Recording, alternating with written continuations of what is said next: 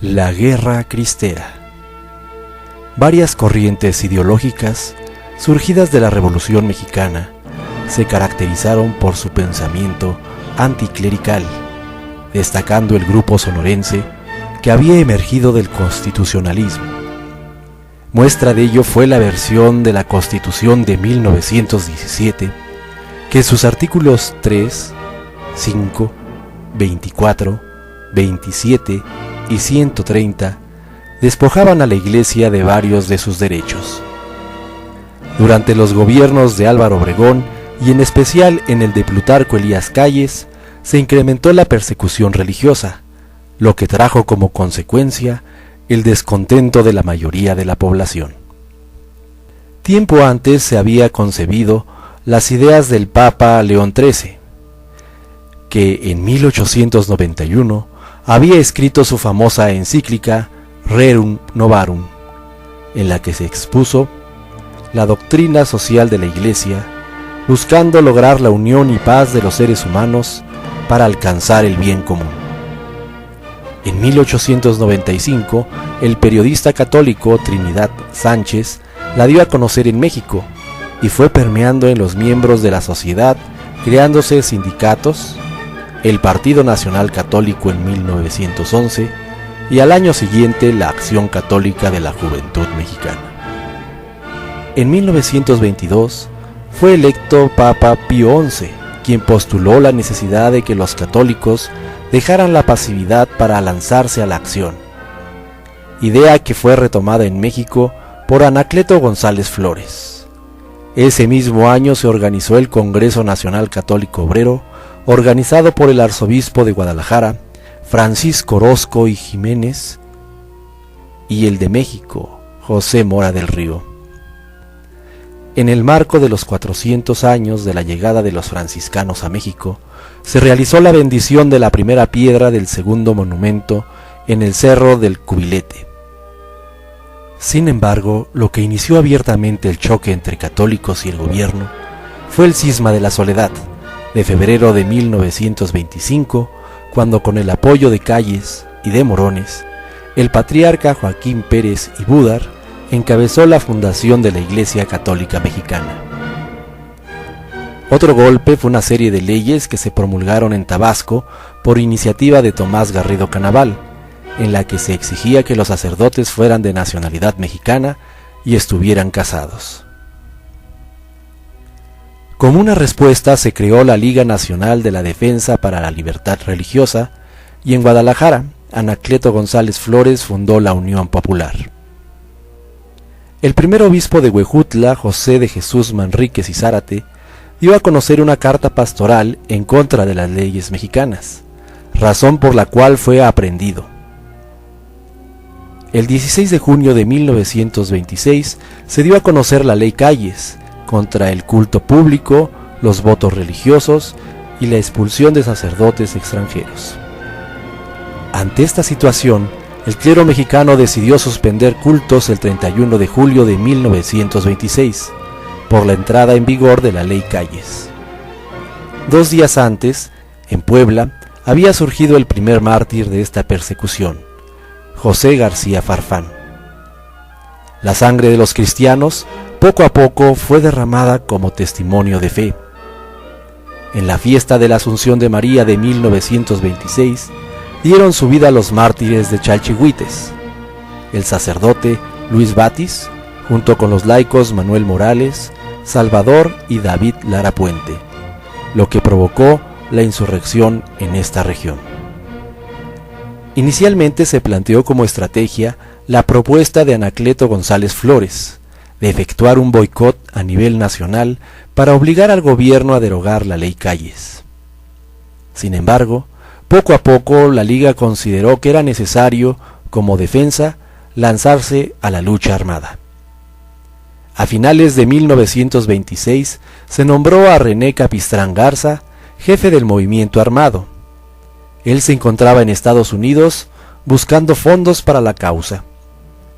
Se decidió que el levantamiento se iniciaría el 1 de enero de 1927, buscando tomar Ciudad Juárez, Chihuahua. Sin embargo, donde el movimiento fue adquiriendo fuerza fue en los Altos de Jalisco, el Bajío, Colima y Zacatecas. A los miembros de este ejército se les llamó defensores, luego libertadores y por último cristeros, porque su grito de batalla era ¡Viva Cristo Rey! Los sacerdotes eran perseguidos y sacrificados.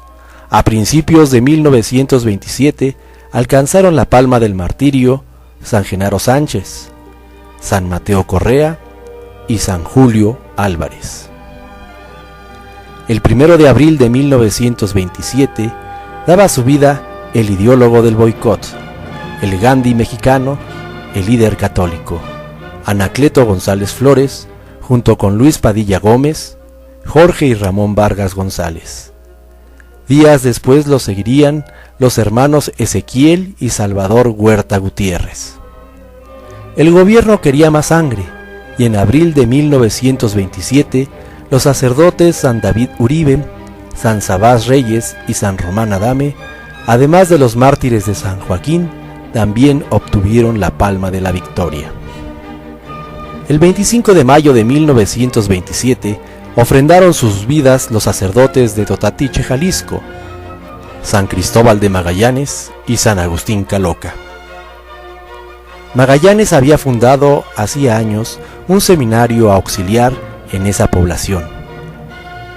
El 20 de junio de 1927 renunció a su cargo René Capistrán y se buscó un general de carrera que dirigiera el movimiento cristero para darle mayor solidez. En ese contexto se nombró jefe de las fuerzas cristeras en el estado de Jalisco al general Enrique Gorostieta Velarde. Posteriormente, Álvaro Obregón mostró su interés por reelegirse como presidente, traicionando el principal ideal de la Revolución Mexicana: sufragio efectivo, no reelección. De subir al poder nuevamente Obregón, traería como consecuencia la ampliación de la persecución religiosa.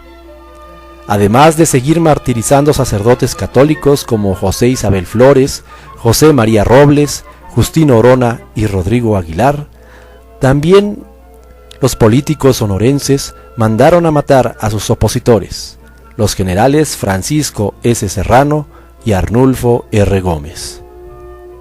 El 13 de noviembre de 1927 se dio un atentado contra Obregón y se responsabilizó al sacerdote jesuita Miguel Agustín Pro, a su hermano Humberto Pro, al ingeniero Luis Segura Vilchis y a Juan Antonio Tirado, quienes fueron fusilados sin juicio y sin haberles comprobado nada el día 23 del mismo mes y año.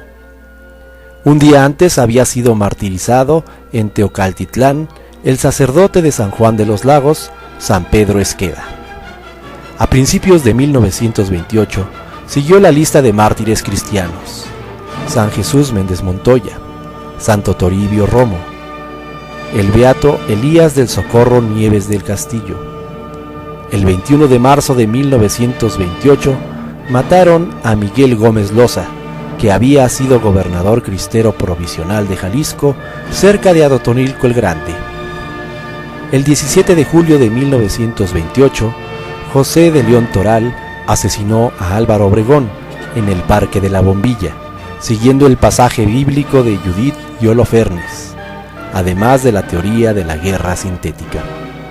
Desde entonces ningún presidente ha querido violar el principio de la no reelección.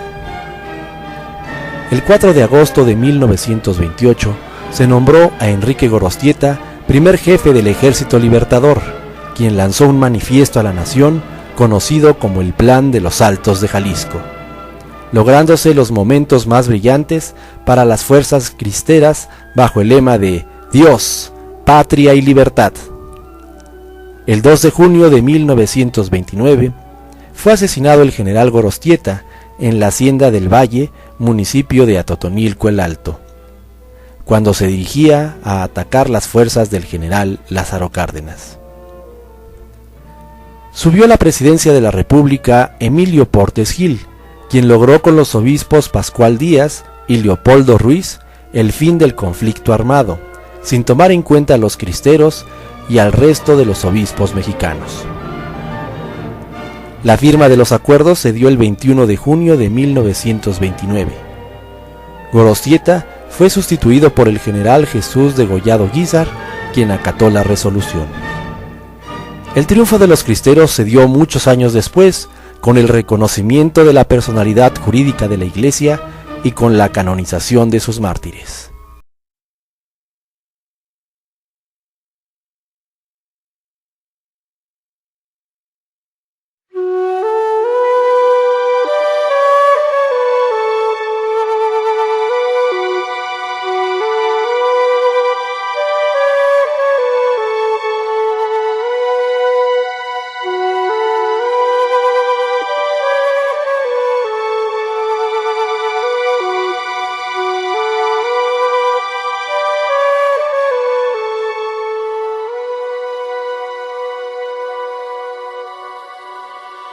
Rebozos, rebozos finos. Pregonando así su mercancía, pasaba un muchacho de cabellera hirsuta, rostro vivo y simpático, una blusa colgante, unos pantalones raidos y unos zapatos que, por la abertura de la punta, dejaban asomar los dedos y parecían también gritar: «Ya no podemos cumplir nuestro oficio». Iba el humilde rebocero por una calleja de Tepatitlán, pueblo del estado de Jalisco, cercano a Guadalajara, cargando sobre el hombro una buena docena de los clásicos rebozos mexicanos que él, con todos los de su familia que podían trabajar, fabricaban en un tallercillo instalado en una infecta casa de vecindad, un tugurio estrecho y maloliente, compuesto escasamente de 3 piezas: el taller, la alcoba de toda la familia, la cocina que servía al mismo tiempo de comedor y un patiecillo donde escarbaban el suelo unas cuantas gallinas. Su padre, don Valentín González, y su madre, María Flores, habían procreado una docena de hijos, de los cuales el segundo era nuestro rebocero. Acababa en efecto de pasar el 16 de septiembre, y en el portalillo de la plaza de Tepatitlán se había celebrado la fiesta cívica de la patria, y el orador oficial había sido aquel muchacho rebocero, aquel Anacleto González Flores, que llegaría a ser una de las figuras más extraordinarias de la epopeya cristera y un mártir de Jesucristo. Anacleto tenía un alma ardiente, enamorada de grandes ideales. La cultura en letras que parecía tener las había adquirido el pobre rebocero en la lectura de periódicos y revistas en la barbería del pueblo. Uno de sus más ardientes deseos era estudiar para saber y poder hablar con los Lozano, los Ureta, los Moeno, las figuras cumbres de la oratoria mexicana de aquellos días. Pero el único centro de verdadera cultura en aquella región era el seminario de San Juan de los Lagos, ciudad cercana también a Tepatitlán, y los ojos y el corazón de Anacleto estaban puestos siempre en él. Si yo pudiera ir allá, si yo pudiera. La energía de su carácter, que no lograron nunca debilitar sus incesantes devaneos, se mostraban con tanta frecuencia que insensiblemente lo hacían ya desde esta época frívola de su vida un verdadero jefe entre sus amigos, que le respetaban y le temían, aún entre las efusiones de la amistad y del cariño a que se hacía acreedor por el resto de sus cualidades. Cierto día, un misionero de Guadalajara fue invitado a dar una misión en el pueblo. Anacleto acudió no solo por seguir la corriente, sino por esa su afición de oír a los oradores. Se hizo reflexivo, piadoso, y sin disminuir en un ápice lo amable y alegre de su carácter, se resolvió a hacer algo que valiese la pena, por Dios y por la patria. Para ello, para encontrar fuerzas y luz en la empresa, que sentía como un llamamiento o vocación de Dios, hizo el propósito de asistir cotidianamente al santo sacrificio y comulgar con frecuencia, propósito que nunca más dejó de cumplir. Así fue como en septiembre de 1908, cuando tenía ya los 20 años, se separó de los suyos para ingresar en el seminario, no con el anhelo de hacerse sacerdote. Anacleto había ido al seminario de Lagos a estudiar, y comenzó a hacerlo de tal modo y con tal aplicación que a los 3 meses, con asombro de sus compañeros, pudo sostener una conversación en latín con su profesor, y así siguió con tal aprovechamiento que al año siguiente ya podía sustituir a algún profesor que por cualquier motivo faltara a su clase. Fue entonces cuando sus compañeros, admirados, le pusieron el sobrenombre del maestro. Con el mismo éxito terminó sus estudios en el seminario y en 1913 se matriculó en la Escuela Libre de Leyes de la capital tapatía. Y entonces Anacleto, ya con bastantes conocimientos, comenzó a impartir catecismo y también a dar clases de apologética e historia en algunos colegios particulares, y así ganar algún dinero para las necesidades de la vida de sus estudios. Él se levantaba mucho más alto que el amor a los bienes de la tierra, algo más digno del hombre, y escribía: «No hemos nacido», se decía, «únicamente para comer frijoles, sino para trabajar por el bien de la sociedad, de nuestros hermanos, por el progreso intelectual y moral, especialmente de todos los hijos de una misma patria, por el honor y glorificación de Dios, y la consecución del último fin para que fuimos creados». El laicismo liberal en ese tiempo era algo que no podía soportar y le llenaba de amargura, sobre todo con la consideración de que, en gran parte, los culpables de aquello eran los mismos católicos. Escribió en un periódico fundado por él, La Palabra, que, si hemos de ser sinceros y deseamos sanar, debemos empezar por conocer que nada nos ha perjudicado tanto como el hecho de que los católicos nos entreguemos a vivir con éxtasis en nuestros templos y abandonemos todas las vías abiertas de la vida pública a todos los errores. En la capital de la República, en el año de 1913, un grupo de jóvenes valientes, bajo la inspiración del padre jesuita Bernardo Bergüen, había dado principio a la inmortal ACJM, que en los años de su existencia forjó tantos caracteres varoniles, lanzándolos a la lucha por Dios y por la patria. Anacleto tuvo conocimiento de ello y se entusiasmó hasta el punto de que quiso, con todo empeño, establecer un grupo de dicha asociación en la capital del estado de Jalisco. En ella veía la realización de uno de sus sueños dorados más vehementes, porque en la juventud había puesto todas sus esperanzas generosas para el mejor futuro de México. Así fue como en 1916, en unión con otros jóvenes y sus discípulos, dio principio al grupo jalisciense del que naturalmente fue constituido jefe. Estaba bien preparado para ello, y durante 11 años fue como una prolongación de su hogar y el centro de sus principales actividades religiosas y patrióticas. Cuando llegó la hora de que contrajera matrimonio con una destacada y piadosa señorita de la sociedad tapatía, fue en el oratorio de la casa donde se reunía la asociación donde se empeñó en contraerlo, y apenas su primogénito tuvo la edad requerida, fue inscrito por él en el número de sus vanguardias. Por su parte, la ACJM lo ha considerado siempre y lo considerará en el futuro como uno de sus más destacados elementos y jefes. Él lo que quería era hacerse un hombre útil a la causa de Dios y de la patria, a la que había consagrado su vida. Nació muy pobre, su adolescencia y juventud se movieron casi en la miseria. Siguió siendo pobre toda su vida y murió pobre y con la pobreza. Eso no quita que no reconociera la necesidad urgente de levantar el nivel económico del obrero, del trabajador, de las ciudades y del campo. Sabía perfectamente que no solo de pan vive el hombre, pero que también vive de pan, y para resolver la terrible cuestión social fundó la Unión Popular, una de sus más bellas y útiles empresas, y se adhirió a la Confederación Católica del Trabajo con todo el entusiasmo que ponía en las obras de la gloria de Dios y bien de la patria. Su interés por la cosa pública trascendía fuera de las academias y de las escuelas. Se veía palpablemente por los discursos, los escritos y otras manifestaciones de la juventud que se estaban preparando con energía los hombres del futuro político, cultural y religioso de México. En ese entonces fue aprobado el famoso decreto 1913, por cuya virtud solo podría oficiar en el estado de Jalisco un sacerdote por cada 5,000 habitantes, y puesto en vigor el 3 de julio de 1918. El arzobispo de Guadalajara, Monseñor Orozco y Jiménez, rechazó el decreto y suspendió el culto, lo que motivó los escritos de los católicos sobre el asunto, excitando naturalmente la opinión pública, bajo la impulsión de los jóvenes de la ACJM, cuyo presidente era Anacleto. Comenzaron a llover ante el gobierno multitudes de protestas. El ataque fue triple: económico, de opinión y de burla. Organizóse un boicot escrito, que disminuyó extraordinariamente el público de las salas de espectáculos y mermó considerablemente las entradas de los comerciantes.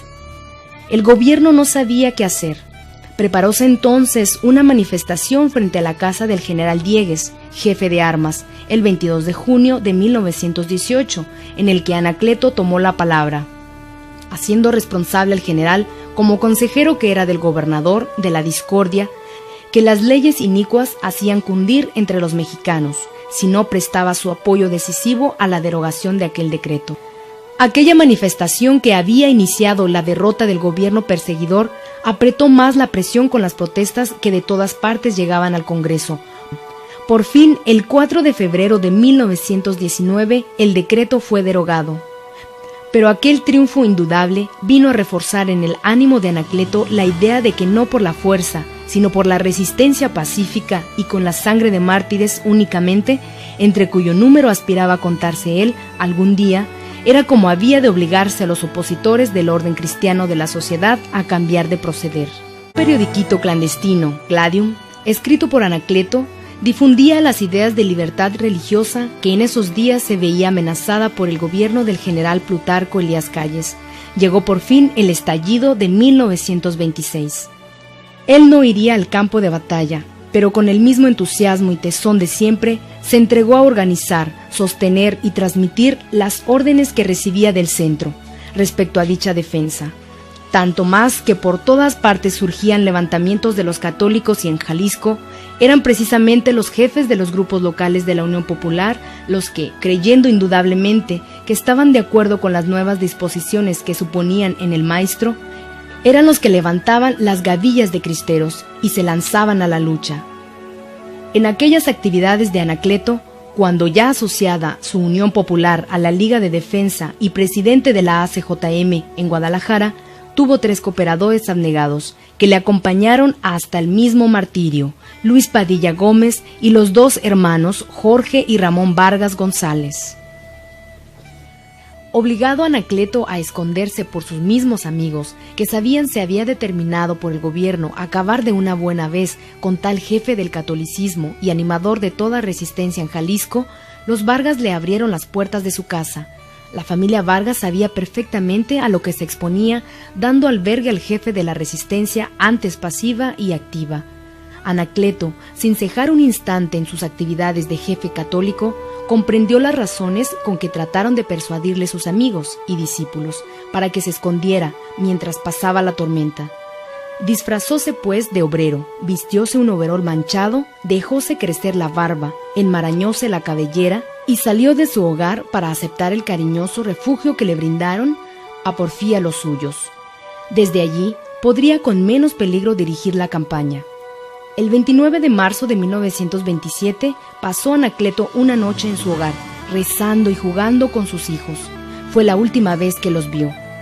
El 31 del mismo mes se confesó y después estuvo charlando con el sacerdote y le rogó que al día siguiente le llevara la comunión por ser viernes primero a esa casa, que era la de los Vargas donde estaba escondido. Por la noche, desde buena hora se sienta a su mesa de trabajo para escribir un artículo destinado al periodiquito Gladium, que ya no se podría publicar en él, pero que ha recogido la historia y que expresa ardientemente sus últimos pensamientos. Ya había pasado la medianoche, y era ya el primer viernes de abril, y todavía Anacleto seguía escribiendo. Hoy debemos darle a Dios fuerte testimonio de que de veras somos católicos. Mañana será tarde, porque mañana se abrirán los labios de los valientes para maldecir a los flojos, cobardes y apáticos. ¿Era esto una profecía o un pensamiento?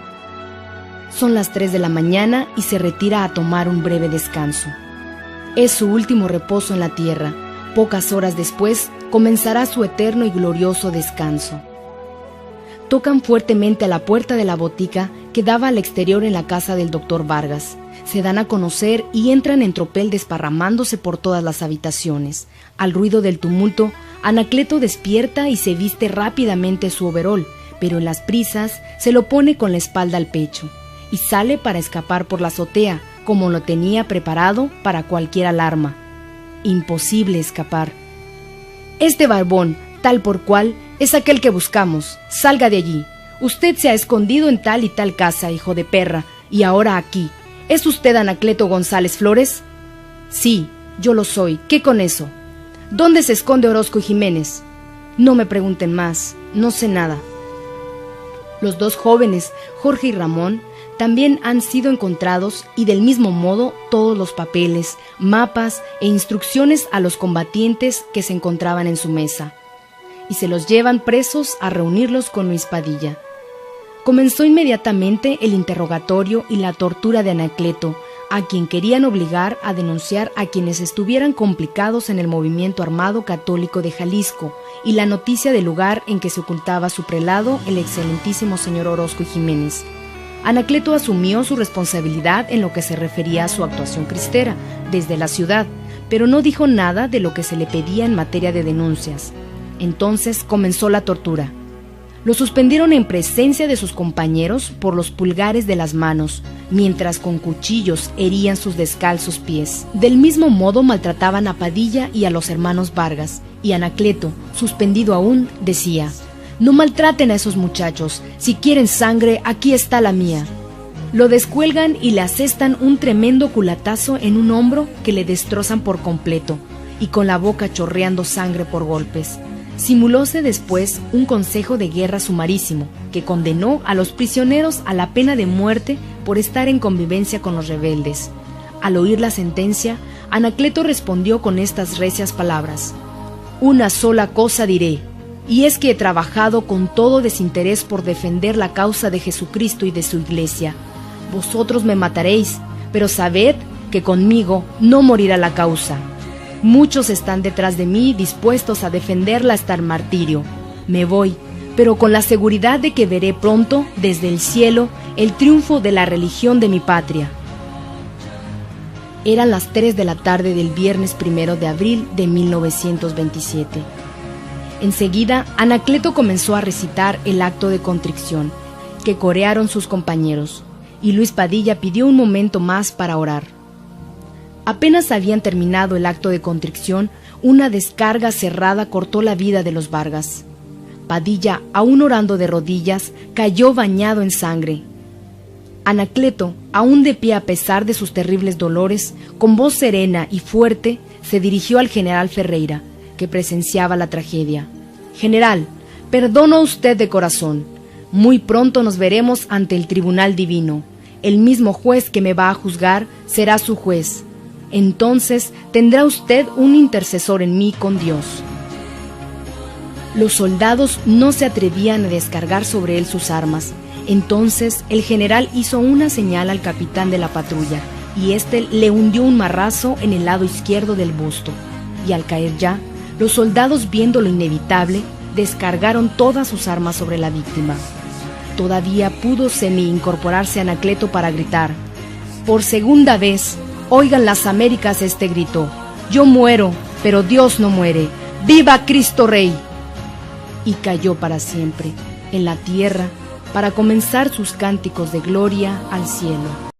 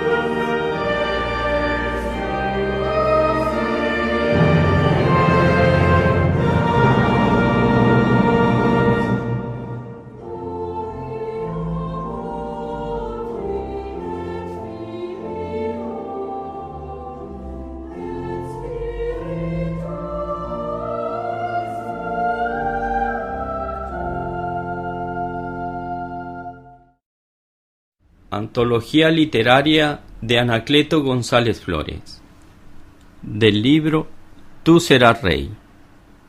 El reino de los cielos se alcanza a viva fuerza, y los que la hacen son los que lo arrebatan. Evangelio de San Mateo.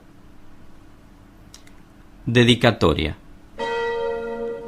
Le consagro a Cristo Rey, incansable vencedor de las grandes batallas, las páginas de este libro, y las dedico a mi esposa María Concepción Guerrero, angustiada compañera de mi vida, a mis hijos Anacleto de Jesús y Raúl, como una parte de la herencia de mi pensamiento, y a las jóvenes y a los jóvenes de la Cruzada Femenina por la Libertad y de la ACJM.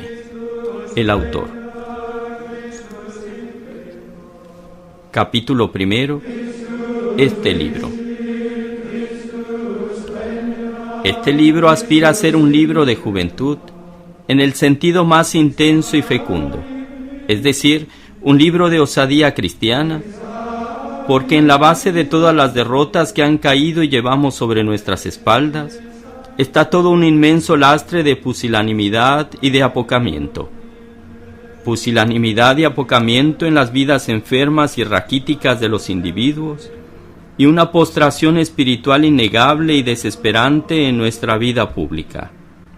Oímos hablar todos los días de las grandes personalidades que han sabido edificar sobre su carne y sobre sus huesos para hacer crecer y erguir su estatura, y sentimos como que se trata de personajes de una leyenda que nace y se desarrolla a mucha distancia de nosotros, y tras de esto parece asaltarnos la asfixia al pensar que tuviéramos también nosotros que edificar sobre nuestra carne y sobre nuestros huesos algo siquiera semejante. Y vivimos, o hasta ahora hemos vivido totalmente resignados con nuestra estatura y con el milímetro de tierra que las vicisitudes nos han dejado, y allí esperamos con los brazos caídos que se cierren nuestros ojos y se nos sepulte lejos del grito de la vida. No pedimos más, ni más espacio, ni más sol. Nos basta lo poco que una acometida que todavía no ceja ni cejará nos ha dejado por ahora, a reserva de arrojarnos de allí y matarnos de asfixia, de hambre y sed. Nuestro apocamiento nos ha aconsejado el deshacimiento y la resignación. Nada que sobrepase un codo en altura, ni nada que vaya más allá de la tierra que pisamos.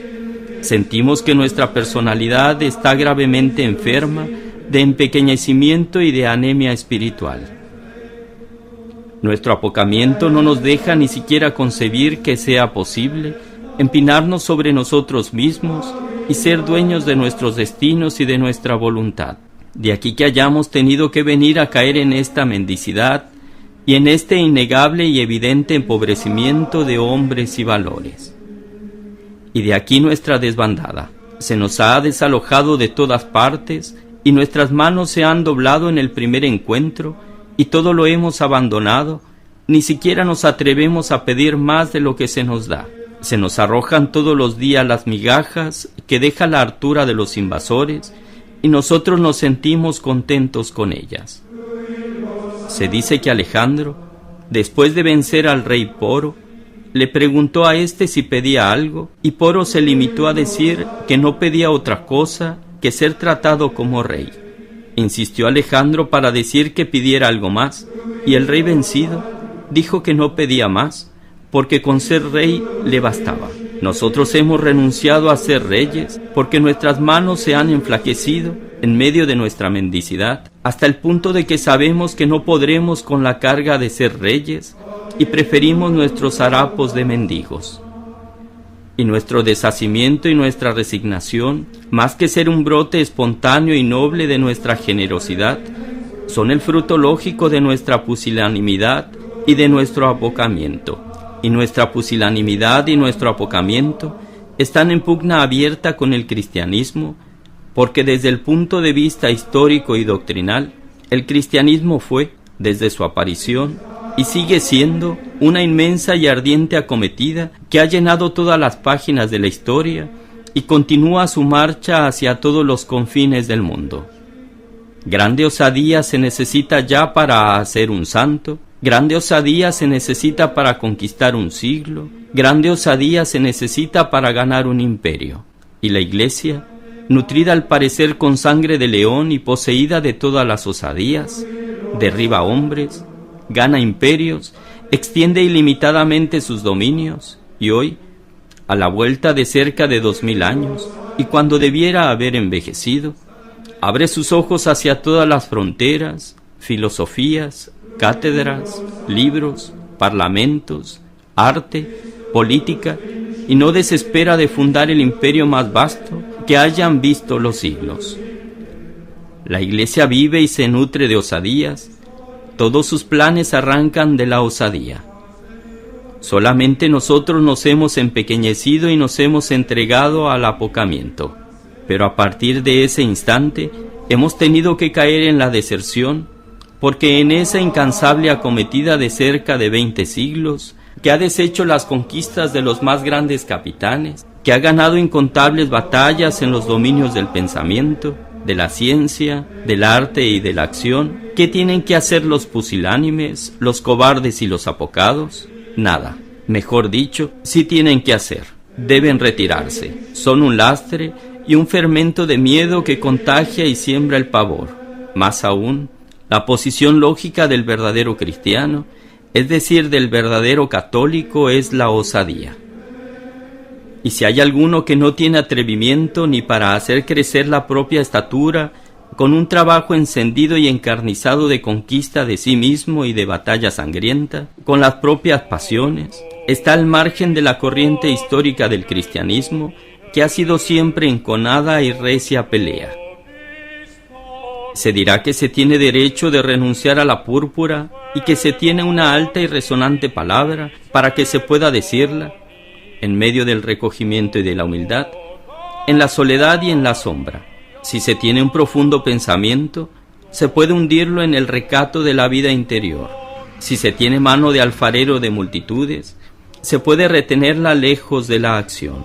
Se puede, es cierto, renunciar a muchas cosas, y aún se debe renunciar a la fiebre para saciar el orgullo y para nutrir la vanidad, pero no se debe renunciar a la púrpura de Cristo, que estamos obligados hasta a mojarla con nuestra sangre. Y cuando se abandonan las alturas dominantes de la vida, o no se tiene atrevimiento para ganarlas, todo logrará subir, menos Cristo, que ha querido y quiere ascender en nosotros y con nosotros. Hemos pagado muy cara nuestra deserción, porque por haber renunciado a ser reyes, hemos venido a ser esclavos, y hoy no hay más remedio que subir. Y para subir, el único camino está en ser verdaderos valores y, por tanto, en salir de nuestro apocamiento y de nuestra pusilanimidad. Necesitamos poner ya desde hoy, en la raíz de nuestra vida, la osadía para empezar. Bajo el aliento de la osadía, querremos volvernos sobre nosotros mismos para golpearnos hasta el desangramiento y valor. Y hechos altos y robustos valores, siempre bajo el soplo de la osadía, querremos y sabremos y podremos abrirnos paso, aplastar todos los obstáculos y ascender. Pero habrá que repetirlo y recalcarlo. Hay que comenzar por matar nuestro apocamiento y por poner en su lugar todo el inmenso arranque de acometida de la osadía cristiana. No nos parecerán entonces ni altas ni sagradas, ni inviolables las murallas de todos los dominios, a donde debemos llevar la púrpura victoriosa de Cristo, y con un acto permanente de presencia en la mitad de las batallas del pensamiento, de la palabra, de la prensa, del libro, de la cátedra, de las escuelas, de la política, de la organización y de la totalidad de la vida, llegaremos a ser reyes, no para nosotros, no para nuestra vanidad ni para nuestros planes personales, sino para que reine Cristo sobre las montañas y sobre los tejados. Por eso este libro es ante todo o aspira a ser un libro de osadía. De sobra sé que los viejos lo leerán, si es que lo leen, con prevención, y que los partidarios de las actitudes acompasadas, ecuánimes, medidas y pesadas en balanza de precisión, se encogerán de hombros. Afortunadamente, toda la historia del cristianismo es una comprobación de que la única solución segura de todos los grandes problemas de libertad y de victoria es la osadía, y no muy tarde los hechos se encargarán de repetir la historia y de hacer fracasar la solución de los falsos prudentes, para darles toda la razón a los imprudentes que no tienen más imprudencia que la osadía cristiana. Los jóvenes que leerán ávidamente estas páginas, porque ha pasado por ellas el vuelo de las águilas que desafían al sol, beberán hasta la embriaguez el vino de la osadía, y enseguida irán a forzar los desfiladeros, por donde se van a las alturas, y sabrán y podrán y querrán ser reyes. El Norge es un dirigible que ha sentido más de una vez el vértigo de la osadía. Ha hendido los aires llevando sobre sus alas a varios arrojados exploradores de lo desconocido. En un día del mes de junio del año pasado, el Norge, tripulado por Roald Amundsen, Humberto y Ellsworth, noruego, italiano y norteamericano, marchó hacia el Polo Norte. Después de grandes fatigas y de vivas ansiedades, lograron encontrarse los tripulantes sobre la nieve del polo, silenciosa y lejana. Los viajeros, un año antes, formularon el proyecto de ir al Polo Norte. Convinieron en que al llegar al término de su viaje, arrojarían las banderas de sus respectivos países de manera que las astas, al caer, se clavaran y fueran un símbolo de victoria. Fueron arrojadas las banderas sucesivamente y al verlas ondear sobre el hielo, según confesión de los mismos tripulantes, sintieron estos un fuerte estremecimiento de entusiasmo. El ansia más viva del que escribe este libro es que sus páginas se escriban de nuevo, no sobre las hojas inertes de pergamino, sino sobre la carne palpitante de muchas vidas. El ansia que alienta en el fondo de estas páginas es que después de que pasen por el corazón encendido de la juventud, que todavía se arrodilla delante de Cristo y se acerca a Él para beber de la sangre de sus batallas y de la osadía inmensa de sus acometidas, caigan como las astas del Norge, convertidas en banderas de victoria, en la mitad del hirviente tumulto, donde se riñen las más ardientes peleas del pensamiento, de la palabra y de la acción. En uno de los libros de Shakespeare, al día siguiente de que Macbeth ha ganado una batalla, las brujas lo saludan y una de ellas le dice: «Salud, Macbeth, tú serás rey». Y de allí marcha Macbeth, encendido por la fiebre de reinar, y no descansa hasta conseguirlo.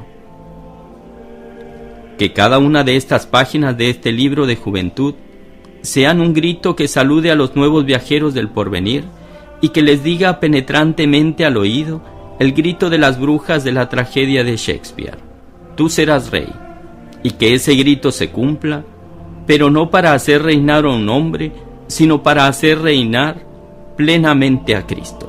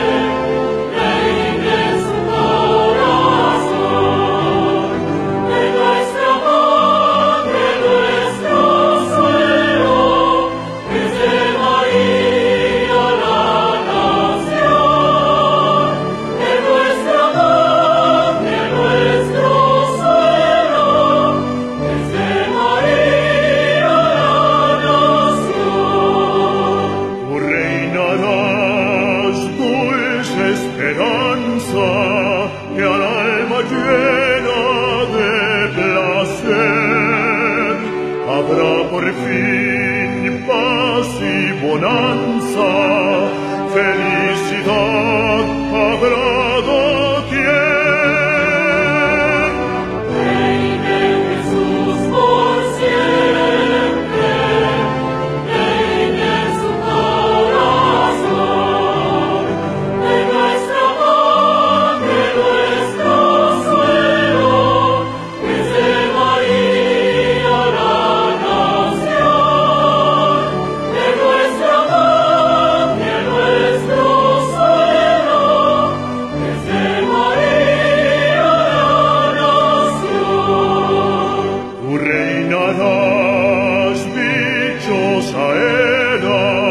Dichoso pueblo con tal rey, será tu cruz nuestra bandera.